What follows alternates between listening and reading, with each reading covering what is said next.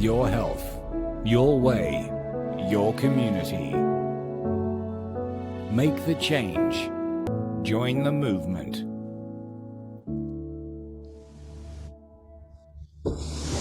Okay, welcome to From Surviving to Thriving. We've got a special guest today, which is Hosanna, and she's going to talk to us about sound healing. So this is a really, really important area for many reasons, and it's something I've been involved in for quite a while, but we don't talk about it a lot on the platform. And I don't know if it's just because I haven't bothered talking about it or it hasn't really come up, but this is a good opportunity to really dive into it. So, Hosanna, thank you very much for joining us. Do you want to just quickly, just to let everybody know a bit about you and your journey and why sound healing's been a big part of your life?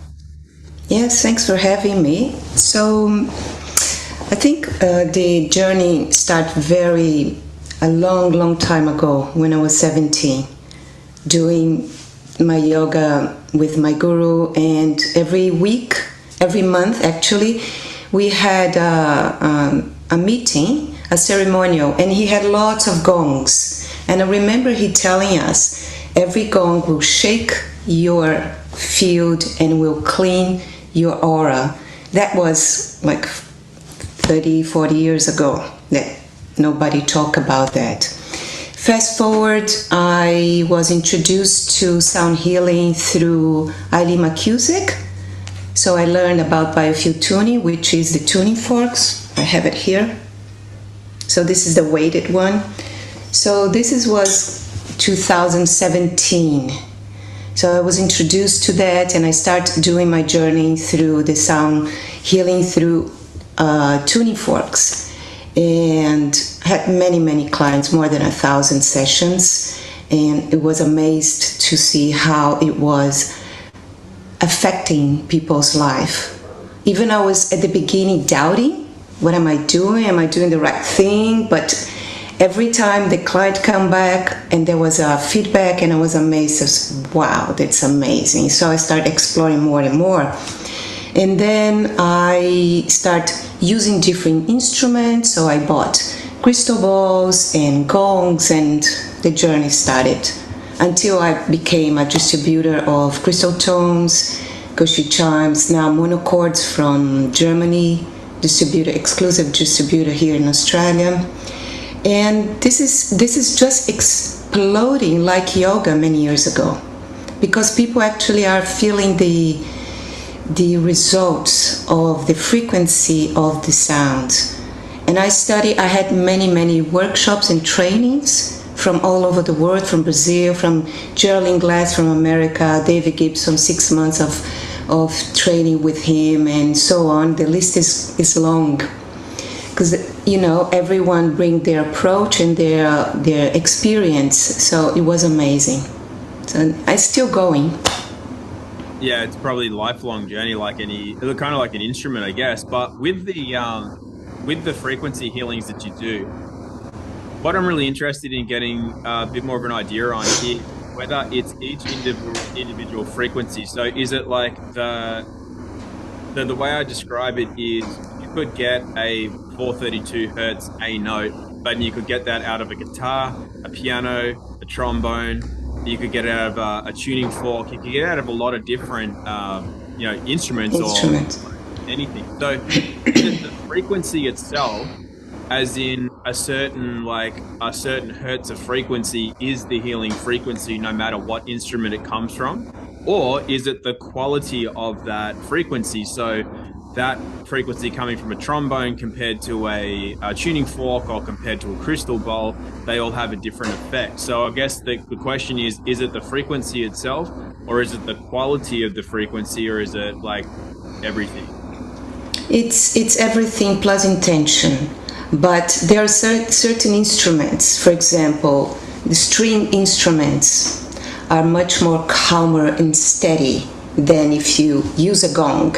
It's different effect in your body. So I would say there is a difference between, even if it's the same frequency, but there is a difference in instruments. So you have instruments that are very steady and calming type of instruments like flute, or strings like a guitar or a monochord or a crystal balls. And then you can have gongs or trombone or that are more sparking type of sound, they are different effect in the body. So you have to be very careful actually to use the right instrument that can cause a little. For example, if you start using a trombone or a gong in an anxiety person, it will have a not good effect. So you have to be careful about that. People need to understand the sound, but they need to understand the instruments they are using. And so is the way that you would know whether it's good is it really simple? Is it basically like if it makes you feel tense or stressed, it's not good, and if it makes you feel relaxed, it's good? Is that kind of how you would tell? Yes, it depends, but there is some studies that tell certain instruments are better for this or for that.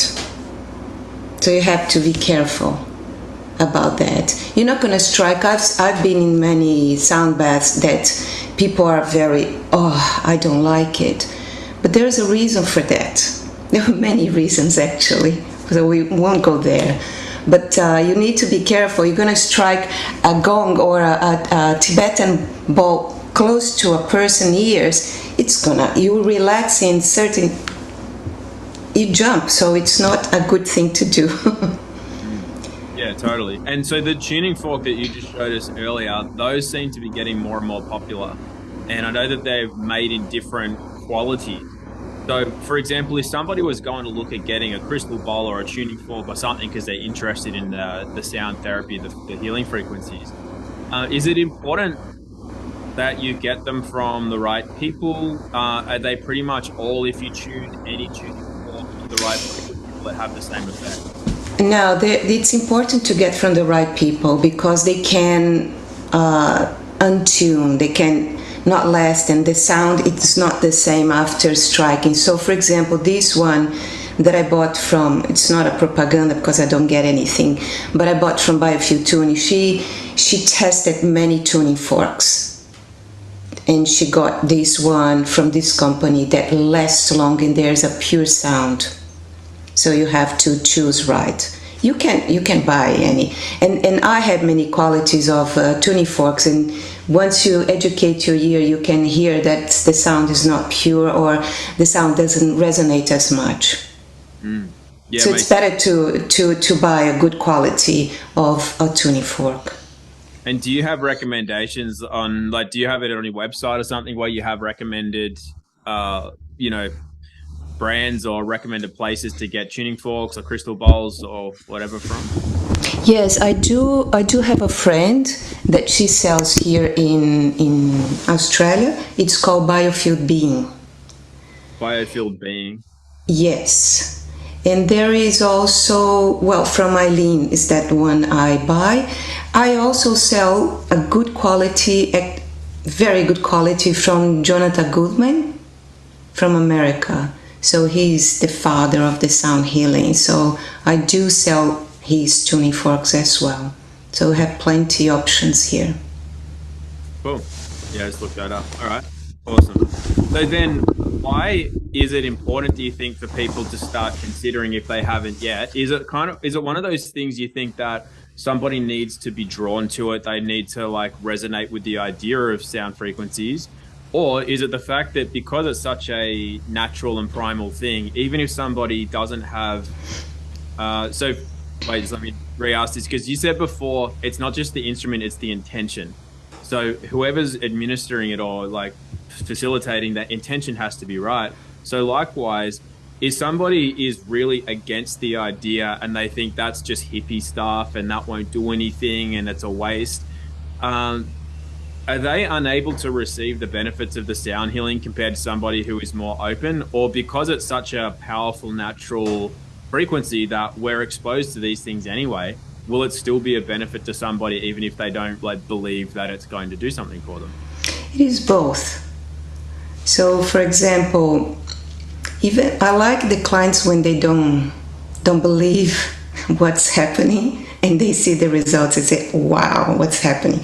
Because some people are afraid, they don't have a shelter. They're just afraid because they don't know. And people are very cautious about the unknown. Now, if you are really certain that you're not going to receive, you might not receive any benefit from it.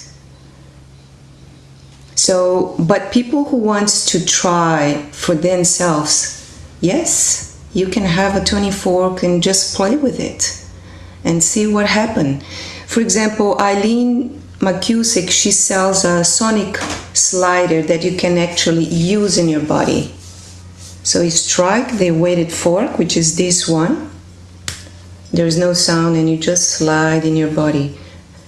And if you have an injury, you can put a tuning fork there and test and be just curious. You need to be curious and see the result.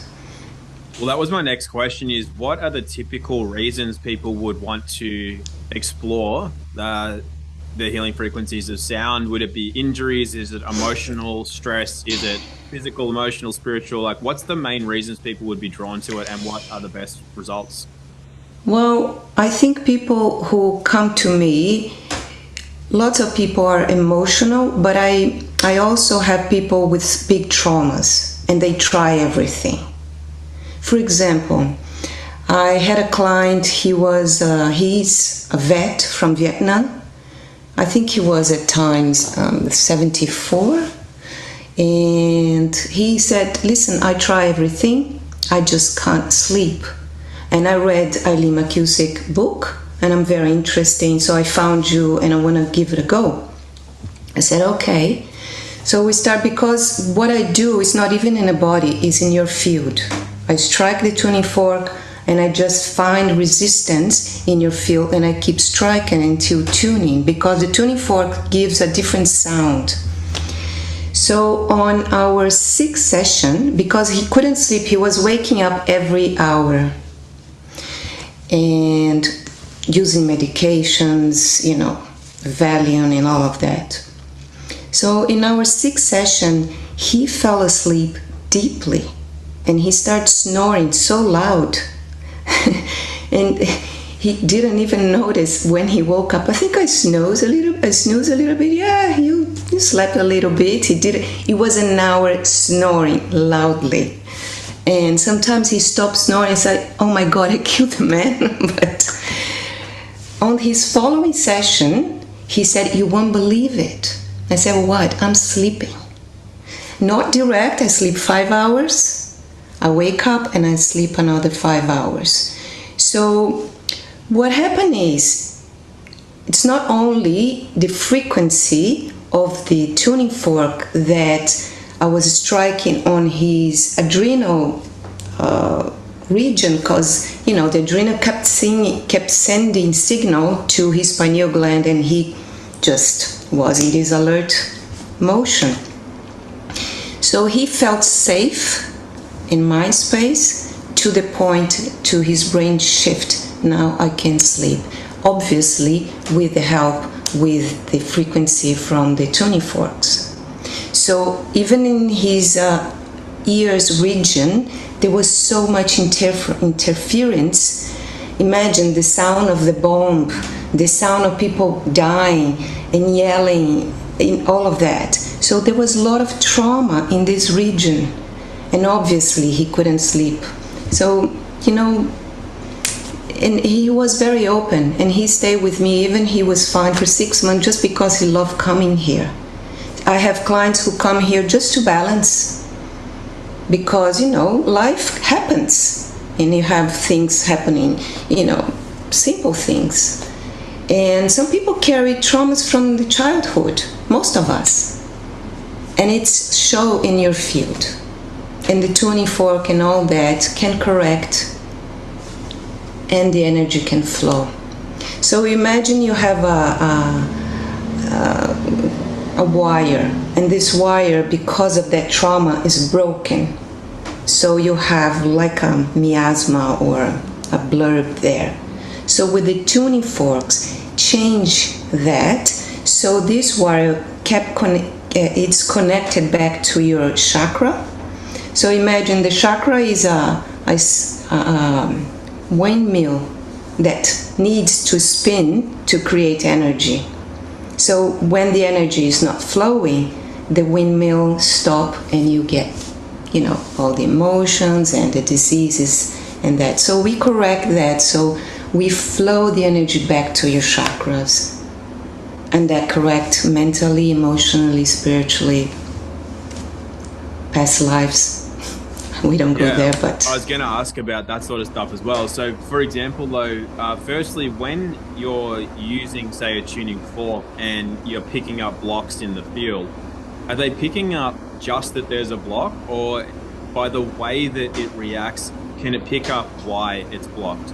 And the reason I ask that is because sometimes I see people go through healing modalities where it's, I don't know if passive is the right word, but they haven't dealt with the issue that caused the block. So something or someone else has removed something that they had no real part in. So I always wonder if the healings really occurred because they never really met something themselves. So what I'm asking is, does the sound healing tool, does it pick up on what the blockage might be, or does it just pick up on the fact that there is a blockage and it helps to clear that through the frequency?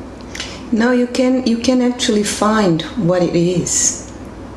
It's not me being a psychic, but when I find some resistance, the sound of the tuning fork is an indication. It can be very loud, like a bang. So there is a fear there that can be wobbly. Wah, wah, wah, wah, wah. It can be very depressed, so the sound just dies. Whoa. So you can feel that, and then you ask the client, what happened? Because you can actually measure the timeline from the childhood coming towards the body. You can actually measure what the timeline was. So you ask the question, what happened when you were a 5-year-old? And it can be something simple. Oh, I just fell off the bike and I felt embarrassed. It can be something simple like that. And some people don't remember. Oh, nothing. And the next session say, oh, actually, I remember what happened. But they don't need to know. You don't need to know. It will correct itself by auto-tuning. Yeah, I love that. And then I guess just because there's a question in the chat here as well. It says, what is a good device made from? What materials? I noticed that one's probably stainless steel that you've got, but I know you can do yes. crystal as well. Is there a difference between, and the reason I ask that now is that I know that crystal in general, and especially various types of crystals, they do resonate with different energy fields much differently, not just to each other, but to stainless steel or other materials. So the question then is is there a best kind of material that the forks or the bowls are made from? Well, yes. I mean, there is difference. Obviously, the better material, there's a sound quality, right? So I would say that as a tuning fork, the stainless steel, this one, works like a laser. It just goes direct to the point. The crystal, I would say it go deep, but it's more harmonious. It fill the gap that this you cut and the other one you just bring the harmony back. If that makes sense, is this how I feel? Mm-hmm. So this is very resistant, and it doesn't have much overtones. I mean, it does, but it's not so. I would treat traumas and things like that in this modality with the stainless steel, and I use the crystal balls for other purpose. Cool. So then on the same lines, because we sort of spoke about it before, but Sebastian asked, he says, having played the drum kit for nearly 2 decades, I wonder if it's possible to use that instrument as a tool for sound healing. It heals me when I play them, but I'm not sure if you specifically need certain frequencies or sounds. So you said before, like some instruments are very, they could provide too much shock, so they wouldn't be as healing as something softer. But I guess he's asking if a drum kit can be healing in that way, or if it has to be a certain frequency for it to have the healing effect. No, drums in general, shamanic drums are very healing tools. They are amazing. Not this one though. This is a drum kit.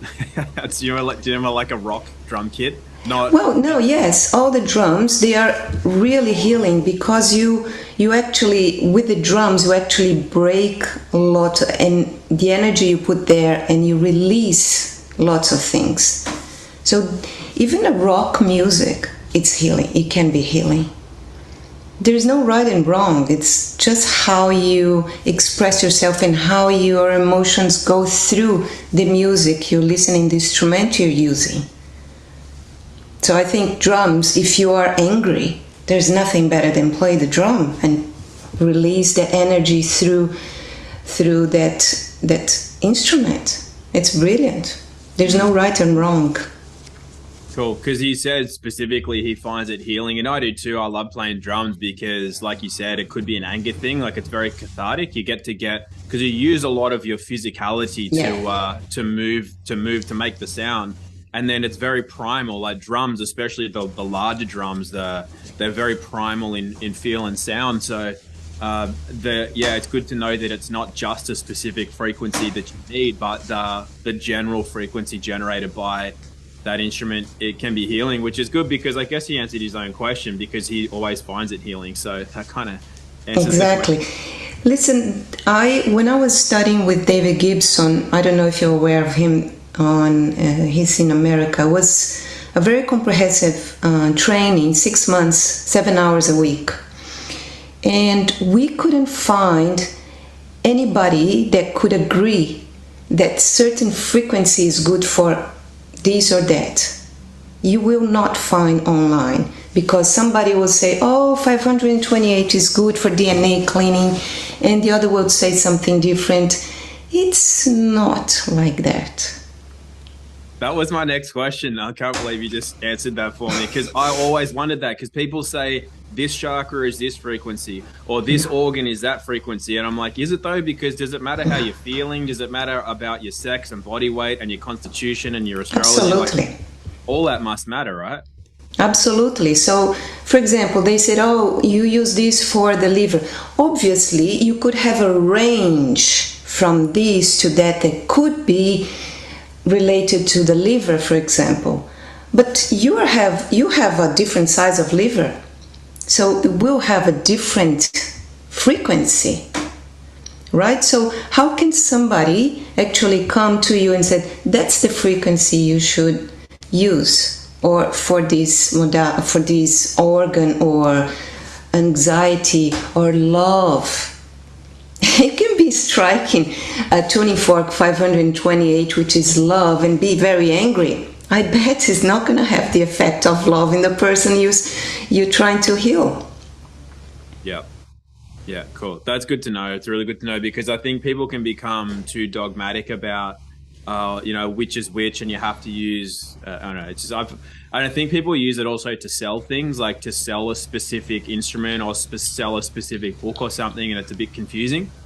But yeah, it's really good to know. And another thing I was wondering is if you can reproduce it. So if you've got the tuning fork that you just showed us, right, and you use a really, really high quality microphone to record it, and then you export that file in a lossless format, like the most amount of information in the file, and you play it through a really high quality hi-fi system, in theory, I don't think you get the same thing as playing it in real life, is my thought. But I'm wondering if you can capture it and reproduce it if you use high quality equipment to do that. And the reason I ask that is because a lot of people sell healing, remote healing, and also they sell meditation tracks to 528 hertz or whatever, and it's played, so you listen to it as it's tuning forks played and as meditation or whatever. And I just wonder if it has the same effect, or does it have no effect? Is it somewhere in between, or if you've experienced or experimented with that? There's many frequencies that you can buy binaural and listen to that. Yes, they have some benefits in your brain. It's different when you are live, and you receive the sound through your bones and everything's out. The other one is when you receive through the ears, will affect the brain, because you can change the state of your brain, the waves of your brain, just listening. So it has its own benefit. Yeah. Right? Yeah. But it doesn't get into the field though, right? Or does it? Because it is just like an auditory thing. Like you said, there's benefits to sound therapy healing, which is specifically for the brain. But what you do is for the field. And sometimes, like that one you showed us, it doesn't make an audible sound to our ears, but it resonates in the field. So if you record that well and play it through a big stereo system that pushes air, so it vibrates the air around you, would that also affect your field, or have you not done experiments with that? Yes, it does. It does. There is obviously the sound won't be as pure, yeah, because you can capture all the frequency through a speaker. Yeah. But you will have some benefit. We'll cut a little bit, but you'll have some benefit if you have good quality, because sound is mechanic, right? So create waves. So you hit all the molecules in the air and hit your body and has this shaking. When you see a speaker, you see it, especially the bass, you can see it shaking.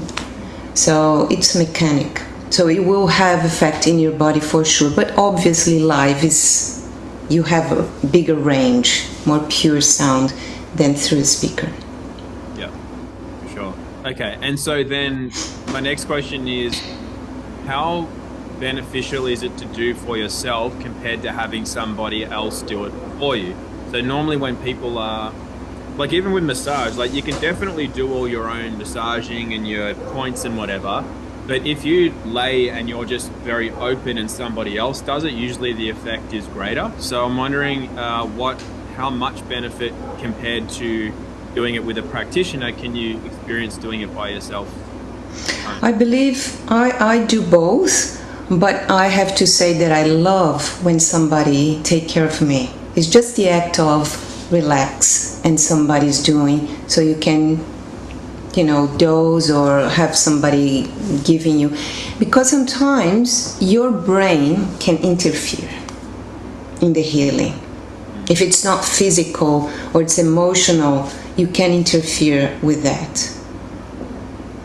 You can do it, but it's better if somebody take care of you. It's just a nourishing thing, don't you think? Definitely, yeah. That's what I was wondering. But there's still benefit to doing it for yourself as well, though, right? Like you... Yes. You can actually put yourself on a table holographically and use the tuning forks. You imagine you're there when you start doing the tuning forks on yourself, on the table, holographically. All right. Because somebody was asking that too, as well as like, do you have to be in the room with you, for example, if they wanted to do a session with you, or can you do that remotely? You can do remotely. I had many clients from Hungary, Switzerland, Singapore, Bali, Brazil, and they felt the effect to the point sometimes they said, I cannot lift, I cannot get up because the detox was so strong after the session. Can you do something to help me? So you have to think of quantum physics to understand that this can work remotely, and it does. All right. Well, that's good news for people who wanted to try that. So I'm just replying to some of the stuff as well. So when we're engaging in sound frequency work, how much do we have to have our own intention of what it is that we're there to do? And this ties into another question, which is somebody asked, other than, that sleep issue that you dealt with, what else have you had like really profound effects with? And the reason I ask that is because I'm also wondering, like, some people just don't know what's wrong with them. So is their intention just to heal in general, which is kind of vague, or do they have to have an intention to like let go or get out of their own way, or Yeah, like how important is the intention, and can you actually refine the intention by working with somebody like you if you don't know it in the first place? Yes, you can, because some people don't know why they are feeling so stuck. So the intention is to clear the mind. There is an intention there, just to clear the mind and see what comes up. Because some people just cover and cover and cover, and they lose themselves. They can't see. So you have to peel the onion slowly and be very delicate. Because some people are not ready to face or to let go some things they don't know. But in a session, it's incredible, because you can discover things that they weren't even thinking about. For motherhood, fatherhood, that was disturbing then, and they never thought of it. So there is not a recipe, but there is a curiosity to see what's unfold. And the intention could be just that. Clear my mind and see what comes up. Cool. All right. Because I think there's two things with that. Because some people overcomplicate it and they think it has to be super specific, and then other people are too vague, where they're like, "Oh, I'll just try that. I'll just try the healing and that." I think I often find there's people are very much on two ends of the spectrum with that. But then just to go into the other types of healings that people have experienced, like, is there anything else that's like very kind of maybe common that people would have a breakthrough using this? Because obviously, because you probably experienced it as well, when people get their dis-ease, it's because they're blocked in some ways, and they don't really know why they're blocked. They don't know how it's happened. They're confused because they've changed their diet, they've changed their lifestyle habits, they've tried these different supplements, they've tried different modalities, and they're like, nothing's working. And so something's blocked, right? So you probably experienced people as well where they think that they've tried everything, and then all of a sudden, through removing energetic blocks, now suddenly pathways are open where they're detoxifying better, or their digestion, they're actually absorbing food better, or they're able to relate better to things around them. They don't have the same stress or anger or fear or whatever.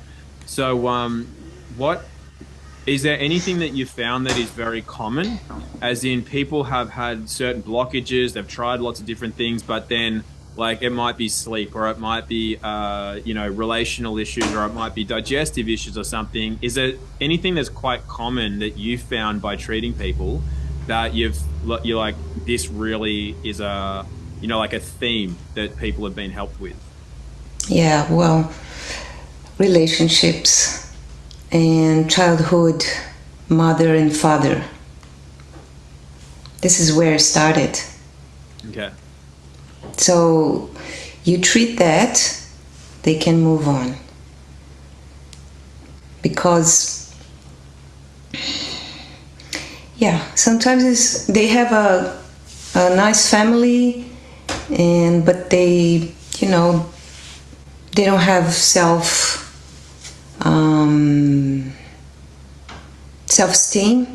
So there's lots of self-esteem, low self-esteem there. There is a common thing that I treat usually. Digestion is a big one. And every time I see something regards on a sacrum, which is related to relationship, creativity, most of the times I see the correlation with the throat chakra and people's expression, or they can't express, or they can't tell their truth, or talk about what they are feeling, or they are talking about it's listening. Or they can't put their creativity out there because they are shy for any reason, or suppressed by a father, by a partner, or by society.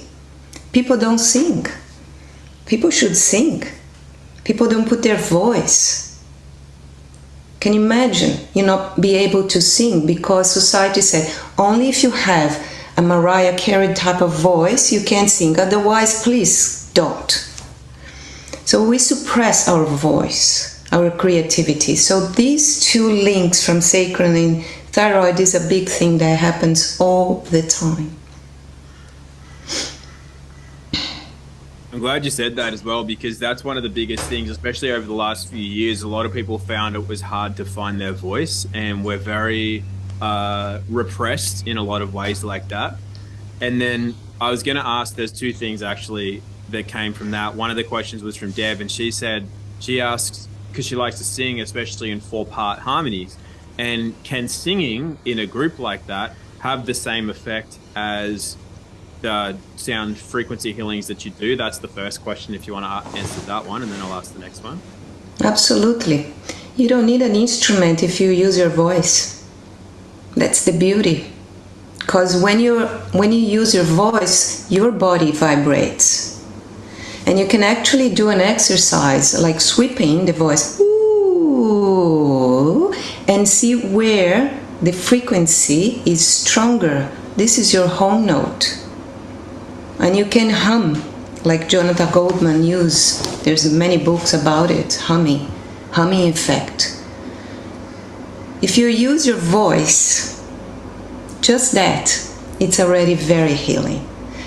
Every church, every religion, every place, there is a sound, a mantra. It's all singing, isn't it?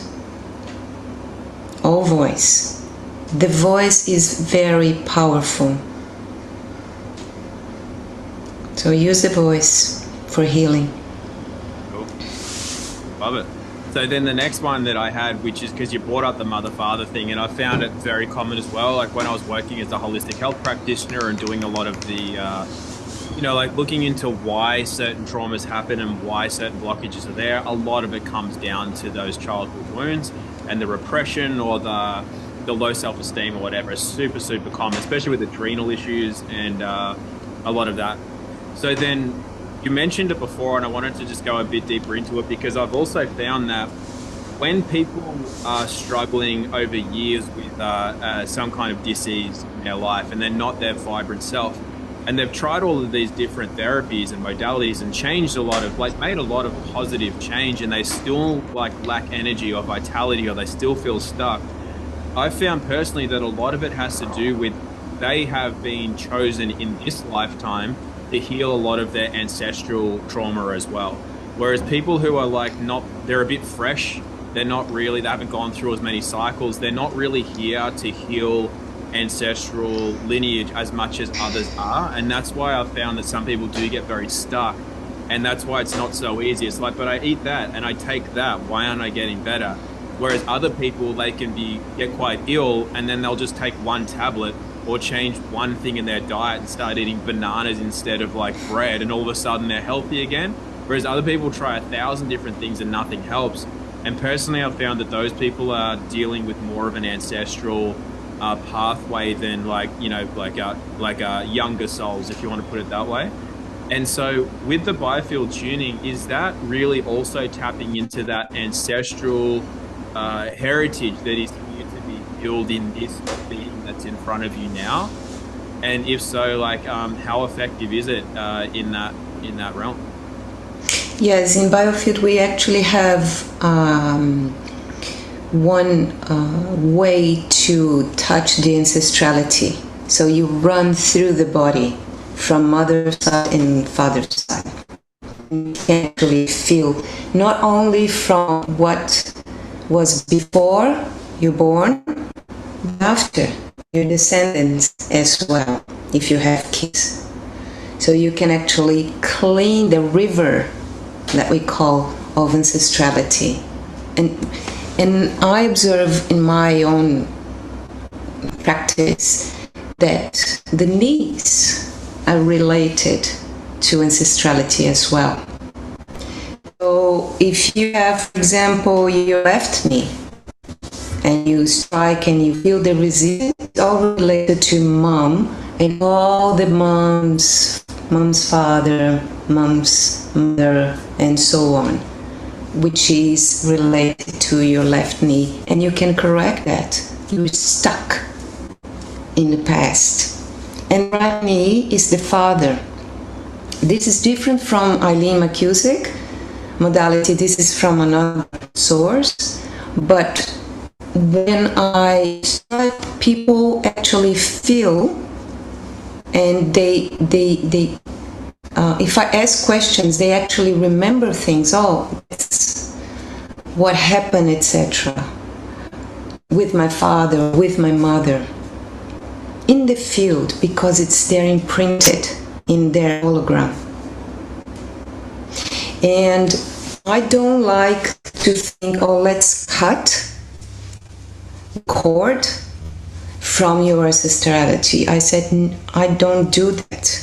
You just need to shine your light and send this light to them and dissolve that trauma, because they are part of, and you are what you are because of them.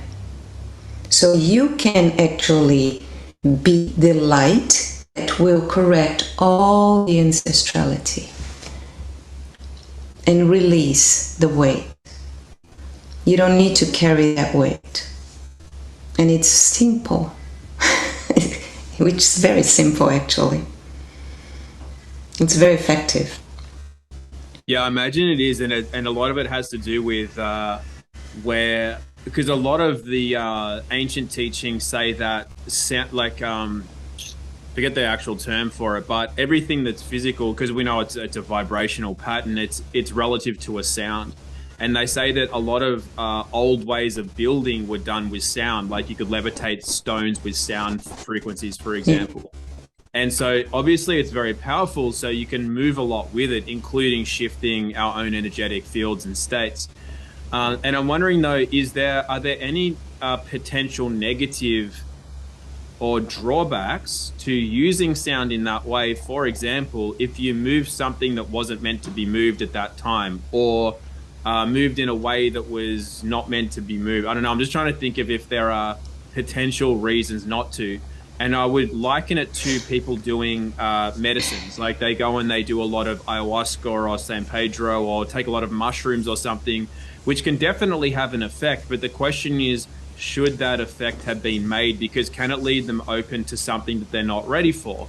Or does it leave them open to another entity to attach or something to that effect? So I'm not saying any of those are real. I'm just saying that, are there any potential reasons why somebody would want to be careful with biofield tuning? And that's just a general question, I guess. There is one thing that I'm concerned of all the modality, which is the heart. Sometimes lots of people have this heart chakra closed for a reason. So you have to be a little bit gentle, not to open, because the person might be very fragile or not ready to open the heart just like that. And we don't open everything. Oh, let's be open hearts. No, I don't think we need to be open for that. I don't like anything that opens your field and you be exposed, like ayahuasca. You are exposed to lots of things there, and I don't like it. So I prefer to go through my journey without anything that I don't have control it. Yeah, me too. And I think we can get anywhere without using any type of substances. So in a biofield also, you need to be aware of opening the heart that much, if that makes sense. Yeah, absolutely. And that's why I was asking, because it's when somebody is very closed off, like you say, I would imagine that because you're very conscious and aware of everything that's going on, that you can kind of open things slowly or only to a small degree, right? It's not like a breaking open where all of a sudden you can't handle what's just happened, or you shut off there. Because you know how, like, if somebody's not ready to open and it's too much, they'll shut off and they'll go way deeper, more repressed than they were before, and it actually gives a really negative effect. Like, I've seen some people go through a psychosis because of something that they did that opened them too much too quickly, and then they shut right off, and for the rest of their life they were way worse than they were before. It was almost like unrecoverable. And but I imagine that with especially what you're doing, it's only going to be done to the degree that the spirit is willing for it to happen in that time. Would that be right? Yes, it's up to the body how much it's ready to tune in. Maybe you don't tune it in the first, when you tune in a guitar. Sometimes you need to screw a little bit here and there to get the tuning right. So the body is the same. So it doesn't tune in the first time or the first session. So you need sometimes to do, so the body is very intelligent. Yeah. And the way you're feeling into that, so use that analogy, can you tell how much somebody is holding on? So for example, if somebody's very repressed and they don't even know it. So I've met a lot of people who are they're very like nice, very happy. They're like, I don't have any trauma. Like life's great. But it's because their wound is so deep. Like you have those people who come in saying, oh, I'm so depressed, or I'm so sad, or I'm so lonely, or like they think they're aware of their trauma, but sometimes it's just a victim consciousness. Whereas some of the people who've gone through a lot of stuff, they carry a real calmness on the surface, and they're lighthearted, they're happy, they're very pleasant, they got a light in their eyes. But will the biofield show up that those people are actually, that's like a huge thing that's waiting to uncover, and it'll go, we can start, but it's going to be a long journey. Like you can't open all that at one time. Does it kind of show how much is there? Yes, with practice you can actually feel the resistance, and no matter how much you strike, still the sound is not pure. So you try, and you can use crystals, because you can put a crystal under the weighted fork. So you put a crystal here to help. Sometimes you use two weighted forks to try to unfold, But no, it doesn't happen. Sometimes you need a couple of sessions to finish that miasma that it's imprinted in the body. But and you have to respect. No, yeah, you definitely have to respect that it's like a program. But what I'm wondering is, can you tell how much resistance? So let's say you're using that analogy of that. Can you tell how tight that string is and how much it'll have to be loosened? Like, you can feel the resistance when you strike. You can't move, because you go from the childhood, which is outside the body, like 5 feet, 6 feet out the body. You can find where it started, and then come in. And when you start striking and you feel the resistance and say, I'm stuck here, I can't go, I can't move, it happens. And it's funny because one day I had a client, and I found the resistance, so I used the weighted forks. And weighted forks doesn't make any sound, it's just vibration. So I had 2 of them doing like a zigzag movement, try to clear. And one of my oral soma bottles, because I have a oral soma practice, which is this, broke, exploded.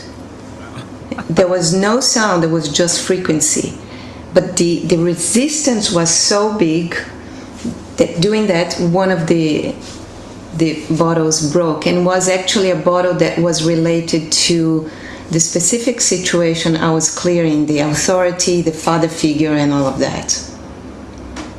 That's intense. Yes.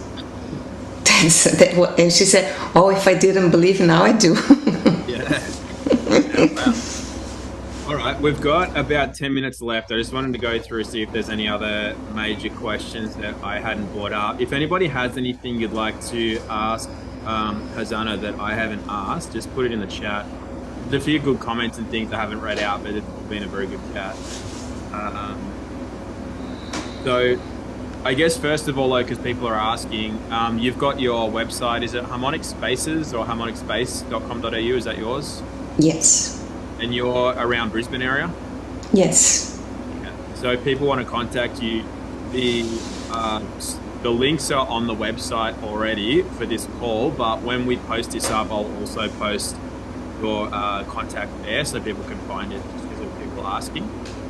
And I'll just wait to see if anybody else has anything that I want to ask. But before that, is there anything else that we haven't covered, Hosanna, that you think is like really important to share, or anything you wanted to share about the frequency? Yes, one thing I think, regardless biofield tuning or tuning forks or crystal balls or anything, is be aware of your intentions and your thoughts, because your thoughts are scalar energy and they create a reality. So what the instrument does, it's just carry this intention to the person or to yourself. So when you think about it, you have a 0 point, and then you create a particle, antiparticle on the field, and you create a reality. Excuse me. So be aware of what you think, and that's the main thing that everybody should be aware. Think about yourself and, oh, I can't do this, oh, I can't be cured, I can't be healed, I'm just like that, I'm depressed. Just shift that and start creating a new reality through the thoughts you have daily and all the time. And just on that, is there anything you found that's been commonly effective? So if somebody is rewriting their internal story because currently they think, I can't be healed, life's so hard, this is unfair, there's all very negative thoughts to have.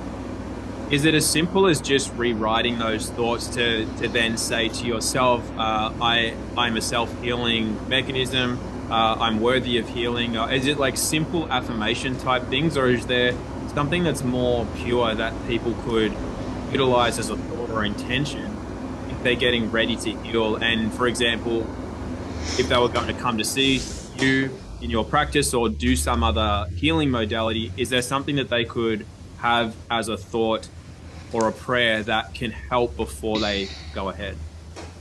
Yes, the thought is one thing, but you have to feel it. Because you can think of it and don't feel it. You have to feel that it's already happened, and have the gratitude. Perfect. It goes to the spleen, and then goes to the sacrum, and then comes to the heart, and it goes to the brain. So you need to put in action the emotion of a thought and the feeling and the gratitude, and like it would already happen. Believe that already happened. Awesome. Yeah, it's a big part of it, isn't it? Because you have to feel that in the body. So, all right, there's no other questions. A few people are currently organizing a group to come and see you together. So that's good. You guys can all talk to each other privately and organize to go see Hosanna with each other. So that'll be cool. Well, we can finish the call there. I appreciate your time. It's really been really good. My pleasure. I personally love this field because I love playing music, and I've always found sound to be very healing for me. And so I appreciate the chat. Here's a couple of, somebody just posted YouTube. Nat just posted YouTube link from you. I think it was your sound bowl therapy videos. So we can put that in the discussion thread once this article goes up as well, Nat, so people can see that once they're seeing the replay. Anything else you'd like to add then, Hosanna, before we finish? Yes, I'm open. If anybody needs or have any questions, please reach out. I'm very happy to go in a Zoom or email, whatever. Happy to help. Awesome. Well, thank you again very much. Very much appreciate the time. Thanks for having me. Thank all to come and listen to me, my poor English.